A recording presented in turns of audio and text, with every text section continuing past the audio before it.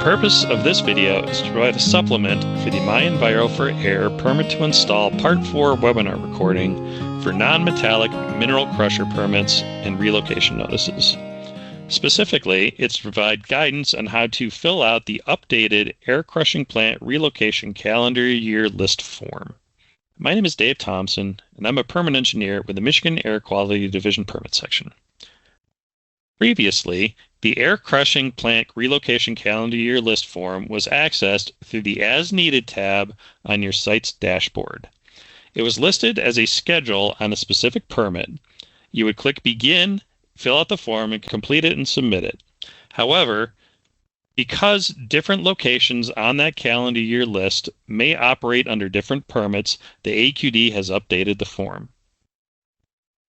To access the new calendar year list form, you would log on, select your site, and then on the left-hand menu, click Start a New Form.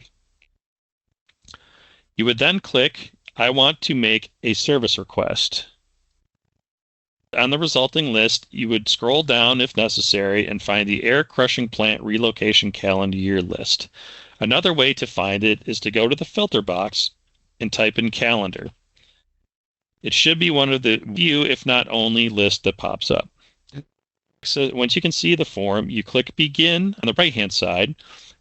Make sure that the selected site is correct and click Select. From this point, the form should look mostly the same with one small change that I'll go through. Come to here, you click Begin Form Entry. And you come in on the site details page. You enter in your authorized employee, the contact person if necessary, and then we go on to the anticipated location list. For the purposes of this, I'm simply going to put anticipated operating location number 1. I'm going to enter an address, and it will come up with a latitude and longitude. This should all look pretty familiar. The change comes after you select the county with this question. Will the crushing plant equipment operate under an active permit to install at this location? In order to add it to your anticipated location list, there must be an active permit to install at this location. If there is not, you click No, and this error comes up. If the crushing plant cannot operate under either an active general PTI or an active site-specific PTI, you'll have to apply for and receive a PTI specifically for this location. It cannot be added to the list, and you won't be allowed to submit that list with this location. So, for the purposes of this demonstration, we're going to say that there is a permit for this selected location. And so we're going to click Yes, and this will pop up. Under what PTI will the crushing plant operate at this location? When you click this drop-down, it will come up with all PTIs associated with that site that are currently in effect and active. We're going to say that PTI 220 was a site-specific permit issued specifically for this location. We would enter in a begin date and an end date. We then go down and enter our next anticipated location. So for this one, we're going to say 2, and instead of putting in a specific address, we're going to scroll on the map. We're going to drag it down to location down here. We're just going to say, let's say for some reason near the Oceana County Airport.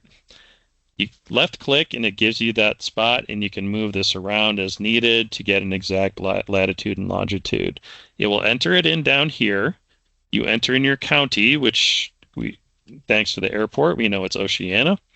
If we come down here, we say yes, and at this location, it can operate under the general PTI.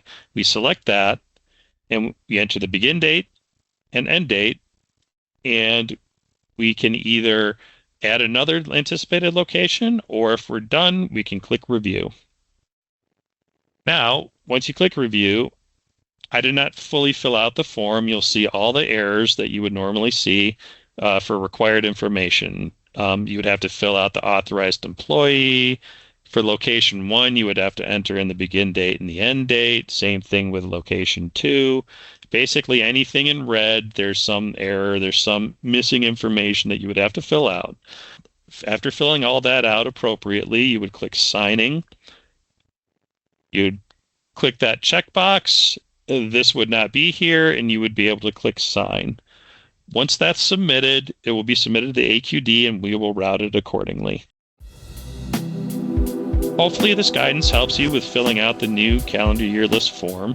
As always, if you have any questions, please contact either your district inspector or send an email to eagle-air-mienviro@michigan.gov.